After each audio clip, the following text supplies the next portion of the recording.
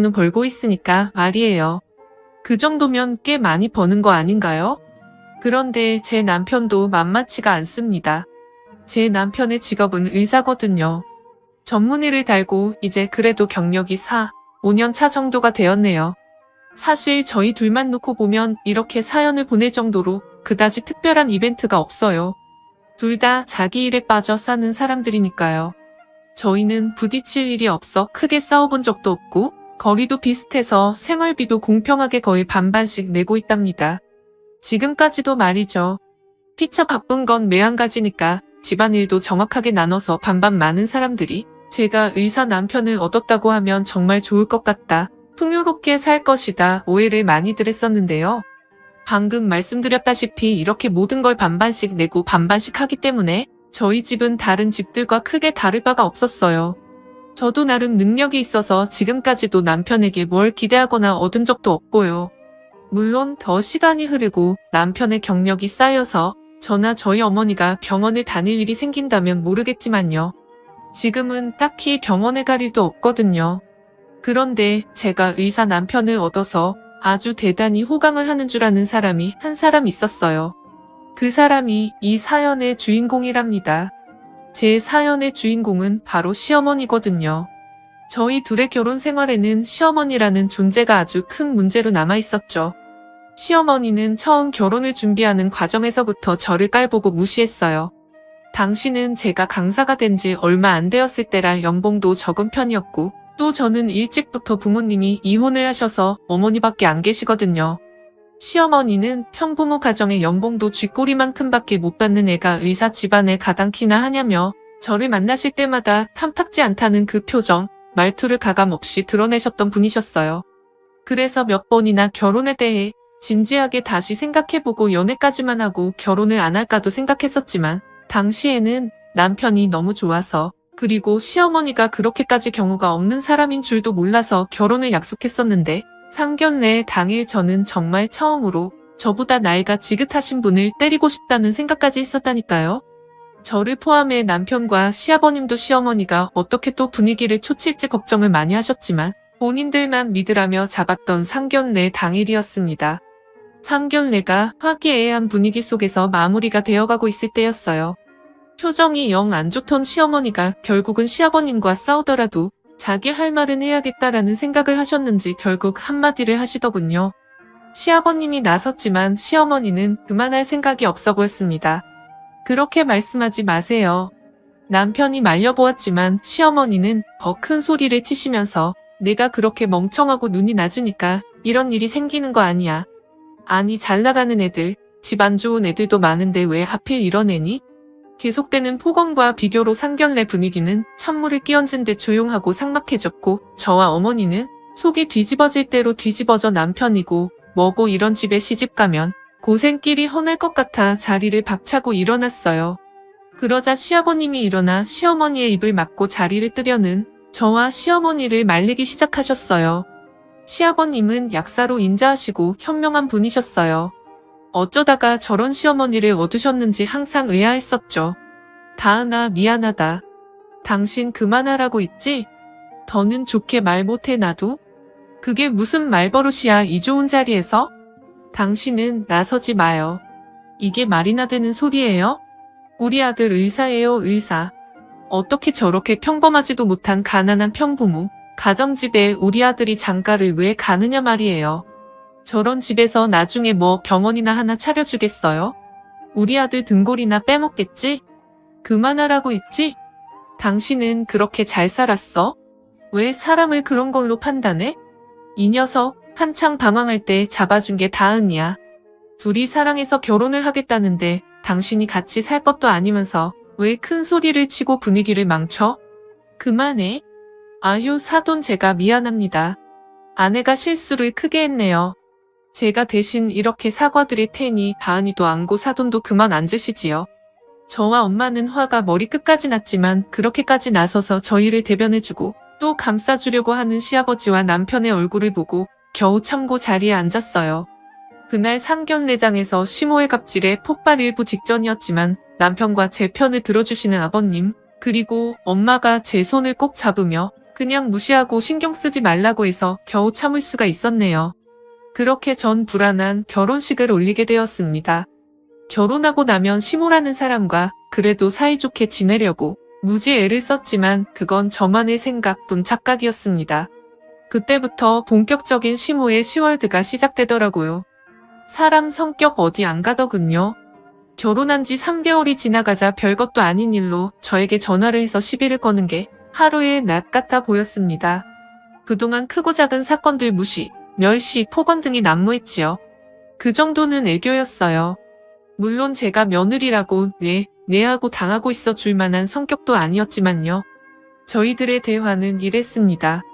얘, 결혼했으면 끝이니? 결혼을 했으면 종종 안부 전화도 하고 찾아뵙고 그래야지. 이래서 내가 교육 못 받은 애 형부모 가정집에서 자란 애들을 무시하고 싫어하는 거다. 의사 남편은 뭐 그냥 얻어가니? 다른 집에서는 며느리가 죄다 시어머니 데리고 백화점 가서 풀 세팅도 해주고 남편 기죽지 말라고 명품으로 둘러준다는데 너는 주제에 우리 집안 같은 엘리트 집안에 시집을 왔으면서 돈이 안 되면 몸으로라도 때우든가 시댁에 감사하다고 매일 큰절을 올려도 시원치 않을 판에 어디서 시어머니가 먼저 전화를 하게 하니? 어머님이 저에게 그런 식으로 말씀하지 않으셨으면 저도 안부 전화 자주 드렸을 겁니다. 전화하실 때는 제가 아무리 며느리여도 이런 식으로 통화하시는 건 예의가 아니라고 못 배우신 것 같아 보이는데 그럼 어머니도 편부모 가정집에서 나고 자란 자식인가 봐요? 이게 진짜 어디서 배운 말버릇이야? 아, 네 어머니한테 배웠나 보다. 그치? 딱 봐도 무식해 보이는 게 그 나이에 관리도 안 하고 손은 또 왜 그렇게 까슬거리고 두툼한지 막노동하는 노동자들 손 같더라니만 일만 하느라고 자식 교육을 똥으로 시켰나 보네. 꼭 어머니는 저에게 논리로 질 것 같으면 저희 어머니를 끌고 오시네요. 그러면 이길 것 같으세요? 어머니야말로 무식한 티 내지 마세요. 제가 한가한 사람이 아니라서 이런 개똥 같은 통화는 더 못하겠어요. 어머니 끊을게요. 심심하시면 산책이라도 하시고 그러세요. 너 끊기만 해? 너 어디야? 이게 아주 결혼했다고 뵈는 게 없나? 저도 처음부터 이러진 않았네요. 참아도 보고 울어도 보고 화도 내봤죠. 그렇지만 시어머니는 저 자세로 내내하고 알겠다고 하면 그 수위가 점점 더 높아져서 방향을 바꾼 것이었어요. 차라리 독한 년 나쁜 년 소리를 듣더라도 강하게 나가자. 그게 제가 2년 동안 시어머니에게 당하면서 생긴 스킬이었어요. 드라마를 하도 많이 보셔서 그런지 의사 아들이던 어머니는 다 그런 거라며 말끝마다 우리 의사 아들을 달고 살았답니다. 또 있어요. 자고로 의사 집안의 며느리는? 이라는 말까지도 어머니가 밀고 있는 유행어였죠. 어머니가 저희 어머니를 끌고 와 저를 도발하는 것도 처음에는 무시로 일관했어요. 그냥 내라고 해드리자고 했는데 그랬더니 그 수위가 점점 올라가 나중에는 저희 어머니를 어찌나 깎아내리고 깔보는지 더 이상은 못 참아주겠더라고요. 시어머니의 전화를 차단도 해봤습니다. 그랬더니 감히 시어머니의 전화를 받지 않는다며 문자가 수십 수백 통이 와 있고 문자까지 차단하면 집으로 직접 찾아오기까지 해서 더 미칠 놀이였어요. 차라리 전화를 받아주는 게 낫지 더 강경하게 나갈 수도 있지만 제가 근무하는 학원에까지 찾아올까봐 그럴 수도 없었고요. 그래서 저는 적게는 2주일에 한 번 길게는 일주일에 2번 정도를 시어머니의 전화 그 개소리들을 들어줘야 했죠. 시어머니는 이상한 집착이 있었어요. 저를 어떻게든 굴복시키고 말 잘 듣는 며느리로 만들겠다는 그런 사명감이 있었다고 할까요? 의사 집안은 그런 거라면서요. 그런데 시어머니가 저를 굴복시키려고 작정을 하러 온 날 시어머니는 예상외의 변수에 제대로 당해완전히 망가지고 맙니다. 지금 생각해도 너무 우습고 신이 나서 통쾌할 지경이죠.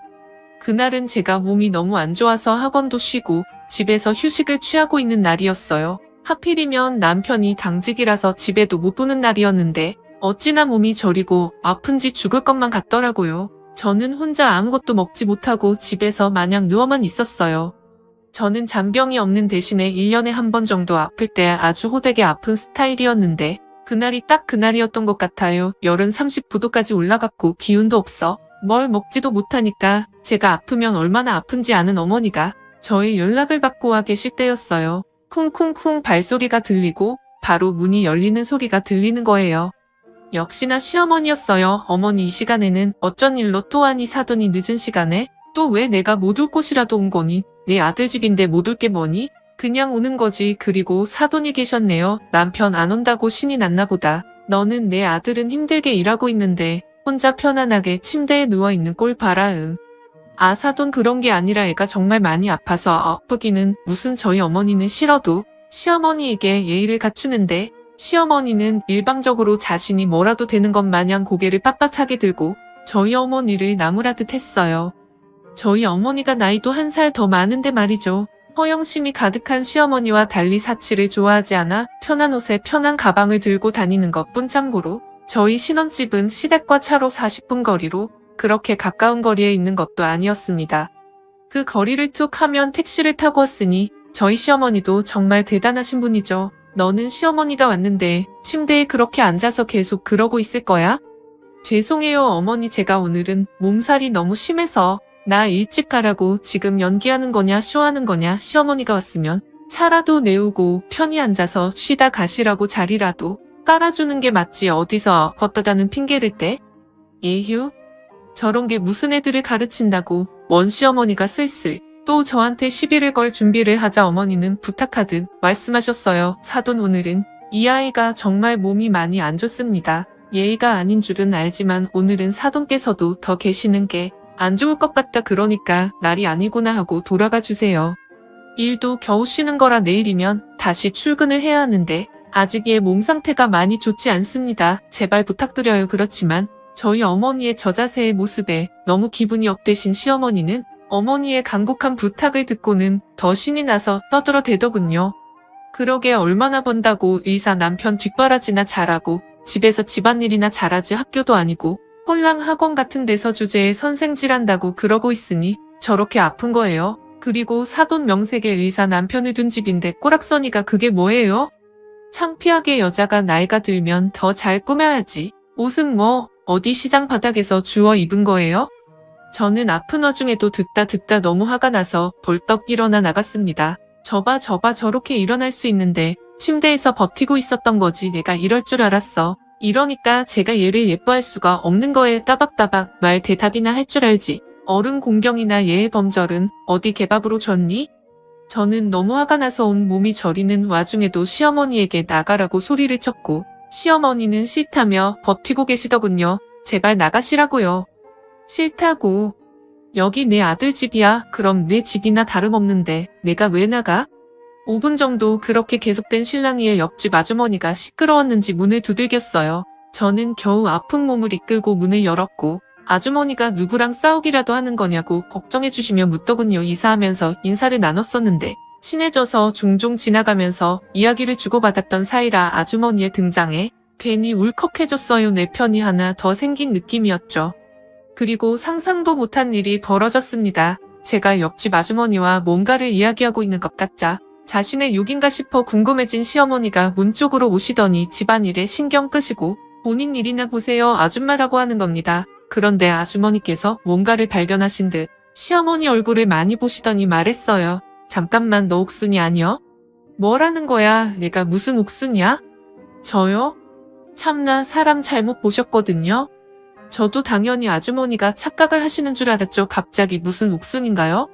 저희 시어머니의 성함은 이선이었거든요. 그런데 시어머니의 반응이 옥순이라는 이름을 처음 듣는 사람 같지 않아 보이는 거예요. 더구나 엄청 당황해 하시는 게 역력했습니다. 고개도 돌리면서 일부러 얼굴을 못 보게 하려는 것도 같았고요. 옥순이 맞잖아 너야. 이 옥순 그렇게 찾아다닐 때는 꽁꽁 숨어서 보이지도 않더니만 이렇게다. 오늘 이 천하에 썩을 거사 하면서 아주머니는 순식간에 저희 집 안으로 들어와 시어머니의 머리채를 잡는 겁니다. 저는 아픈 기운도 다 사라지고 너무 놀라서 아니 아주머니 이게 무슨 일이에요?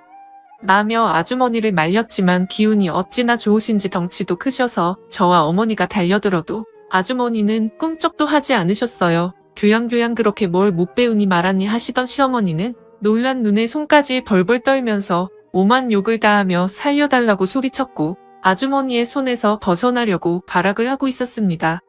추하기가 이로 말할 수 없을 정도였죠. 너 이 옥순 너 내가 뭐 찾을 줄 알았지? 그러니까 사람이 죄를 짓고 살면 안 되는 거야. 이거 사 내 인생. 내 돈 다 돌려놔내나 그럴 거면서 내 남편을 왜 뺏어갔어? 이 썩을 거사. 저와 어머니는 이게 다 무슨 소리인가 기가 막혀서 말리는 것도 포기하고 가만히 쳐다보고 있었어요. 시어머니는 울부짖으면서 아주머니에게 하염없이 맞고 있었고요. 결국 시어머니는 발버둥을 치다가 옷이 다 찢기고 떨어져 누더기가 된 상태로 신발도 못 신고 겨우 아주머니의 손에서 빠져나가 그대로 밖으로 도망가 버렸습니다. 뽕직 빠져라 달리는 꼴이 너무나도 웃겼어요. 아주머니가 한 소리가 거짓이라면, 진짜 억울한 일이었다면 가만히 있을 시어머니가 아니었는데 시어머니의 반응을 보니 잠깐 들렸던 그 기상천외한 말들이 모두 사실인가 보다 하는 생각이 들었죠. 도망가는 시어머니를 잡으려고 따라가는 아주머니를 잡고 저는 무슨 일인지 말씀해달라고 부탁을 드렸어요. 어차피 도망가봐야 시어머니라서 다시 금방 잡을 수도 있다고 했죠. 제가 도와드리겠다고요. 아주머니는 물을 한 잔 벌컥벌컥 마시더니 어떻게 이렇게 만날 수 있는지 모르겠다며 자신이 수십 년을 넘게 찾아다녔는데도 못 찾았는데 바로 이렇게 옆에 두고 몰랐던 거냐며 한숨을 쉬고 너무 흥분하셨는지 거친 숨을 내쉬며 이야기를 시작하셨어요. 내용은 기가 막혔습니다. 정말 충격적이었죠. 저만 들어서는 안 될 이야기 같아서 아주머니에게 부탁했어요. 지금까지 저에게 해주신 이야기 저희 아버님과 남편 앞에서도 해주실 수 있나요? 시어머니도 잡을 겸 같이 시댁으로 가시죠. 오늘은 제가 몸이 너무 안 좋고 남편이 당직이니까 3일 뒤 어떠세요? 난 좋아할 때 이야기만 해줘. 세득 그렇게 저희는 약속을 했고 그 사실을 모르는 시어머니는 집에 틀어박혀 계셨습니다. 제가 시댁으로 데려갈 것이라는 생각은 못하셨던 모양이에요. 그동안 쌓였던 모든 것들에 대한 복수를 한 방에 할 수 있는데 왜 제가 데려갈 거란 생각을 못했는지 참 미련하죠. 그렇게 3일 뒤 남편의 휴일이 되었어요. 저는 꼭 들어야 할 이야기가 있다며 남편과 시댁으로 갔고 시댁에는 잔뜩 긴장한 표정의 시어머니와 무슨 일이 있었는지 모르는 시아버님이 계셨습니다. 그리고 저희가 출발하고 얼마 지나지 않아 뒤따라오신 아주머님은 밖에서 차를 대기시켜 놓고 등장 타이밍을 기다리고 계셨죠. 대화의 분위기가 갖춰지자 저는 아주머님에게 신호를 줬고 시어머니는 다시 만난 아주머니를 보고 손을 마구 떨기 시작하는 거예요. 시아버님이 말했습니다. 이게 무슨 일인지 설명을 좀 해줘야겠는데 네 아버님 시어머니는 신분도 나이도 이름도 다 가짜인 사람이에요. 진짜 이선희 씨는 여기 아주머니세요. 그렇습니다. 실은 원래는 과거에 둘은 오랜 친구였대요. 어머니가 안 계신 데다가 알코올 중독자인 아버지 밑에서 가난하게 크며 공장에 들어가 일을 하던 시어머니는 양가 부모님이 다 계신 중산층의 선희 아주머니를 항상 부러워했다네요. 자기는 계속 부러워한데 부모님을 잘 만나 잘 나가고 잘 지내는 것 같은 선희 아주머니가 너무나 부러웠던 시어머니는 차차 그 부러움이 변질돼 선희 아주머니의 인생을 다 자신의 것으로 가져오고 싶었고 남편을 빼앗는 것부터 시작했다고 합니다. 선희 아주머니는 자신의 남편을 빼앗을 거라고 생각도 못한 채 자신의 친구 사정이 안타까워서 틈틈이 돈을 빌려주기도 했었대요. 그 금액이 나중에는 어마어마했고요. 나중에 성공하면 꼭 갚으라면서 도움도 많이 줬었는데 시어머니는 가난에서 벗어나고 싶다는 열망 친구의 인생이 부럽다 못해 탐이나 그런 아주머니에게 은혜를 원수로 갚은 것이었죠. 그 돈으로 예쁜 옷 사입고 잔뜩 꾸민 시어머니는 선희의 친구라는 명목으로 아주머니의 남편을 따로 불러내 종종 만남을 가졌고 아주머니도 모르는 사이 둘은 꽤 깊은 관계가 되어 있었답니다. 둘의 불륜 장면을 목격하고 따져 물었지만 시어머니는 미안한 기색 하나 없었고 심지어는 돈도 빌린 적이 없다며 잡아떼더랍니다. 내가 좋아서 준 거지 내가 달라고 한 건 얼마 되지도 않잖아. 증거 있어? 라면서요. 뺏었으면 잘 살기라도 하든가 나중에는 내 이름으로 개명을 하고 우리 엄마랑 아빠 이름까지 팔면서 나인 척 행동하면서 내 남편으로는 만족이 안 된다며 1년 만에 이혼을 하고 다른 남자랑 결혼을 했지. 너 그 남자 직업이 약사라고 했냐? 시아버님은 눈이 커져서 시어머니를 경멸하는 듯 쳐다봤어요. 시어머니는 불안한 듯 손을 계속 떨면서 고개를 푹 숙인 채 도망갈지 말지를 고민하는 사람 같아 보였고요. 당신 지금 이게 무슨 일인지 다 설명해. 그리고 저분 말이 다 사실이야? 말 좀 해봐. 시어머니는 아무 말도 하지 못하더군요. 못했어요. 그렇게 사사건건 시비를 걸고 따발총 쏘듯 따지며 말씀 잘하시던 분인데 정신이 나가버리신 것 같았죠. 아주머니는 말했습니다. 당신이 그 소문의 약사신가 보네. 남의 집안 파탄 내놓고 그렇게 뺏어간 내 남편에게까지 돈이란 돈은 다 긁어 뺏어놓고 신분 세탁해서는 당신하고 만난 거예요. 부모님 이름이 이진수, 박경란이라고 안 하던가요?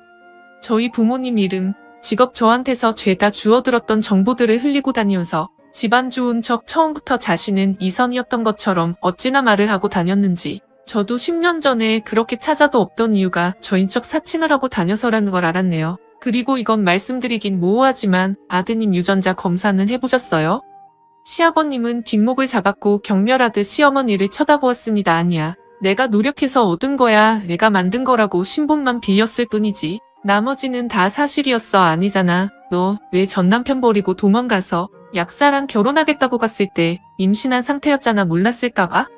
정적이 흘렀고 시어머니는 경련을 일으키며 무너졌습니다. 처음으로 보는 망연자실한 표정으로 모든 것을 다 잃었다 하는 것 같았어요. 반항할 기운도 잃었죠. 남편도 너무 놀랐고 저도 제가 들었던 것들보다 더 많은 이야기가 흘러나와 도대체 시어머니는 어떻게 살아왔던 것인지